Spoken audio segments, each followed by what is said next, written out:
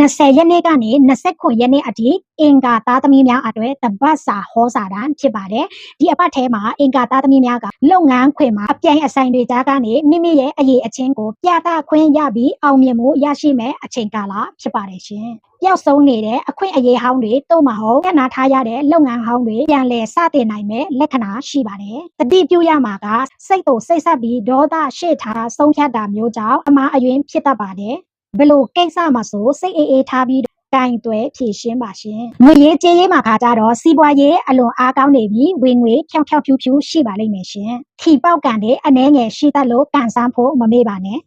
ဝင်ငွေကောင်းပေမဲ့ကျမရေးအတွက်သွားကျမရေးဒါမှမအလားအပဆိုင်ရာကိစ္စရပ်တွေကြောင့်ငွေတွေထွက်တတ်ပါတယ်အချစ်ရေးနဲ့အိမ်ထောင်ရေးမှာခါကြတော့အိမ်ထောင်ရှိသူနဲ့ချစ်သူရှိပြီးသားသူတွေအတွက်ခါကြတော့အချင်းချင်းကြားမှာစကားများရမယ်အကြောင်းအရာလေးတွေရှိပေမဲ့ရေရှည်စိတ်ကောက်တာမျိုးမဟုတ်ပဲချက်ချင်းပြန်အဆင်ပြေနိုင်ပါတယ်တဦးကိုတဦးပုံမို့ပြီးတော့ခယူးဆိုင်ရမယ်အချိန်မှာလူပြိုအပြုံမှာခါကြတော့စရိုက်ချင်းမတူညီတဲ့သူတဦးရဲ့ဝင်စားမှု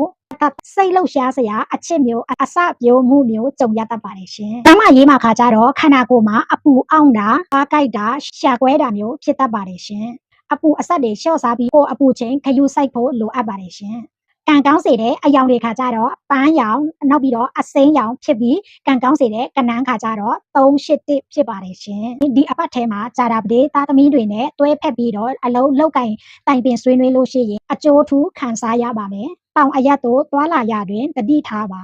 အညံ့များပြေပြောက်ပြီးကန်ဆာတာပုံမကောင်းမွန်လာစေရန်ဖျားမှာစီးညွတ်တို့မဟုတ်ရွက်လာညွတ်ပူစော်ပြီးတက်ကြီးတွေအိုတွေကိုဆေးဝါးတို့မဟုတ်အာဟာရတစ်ခုခုကတ်လူပူစော်ပေးပါရှင်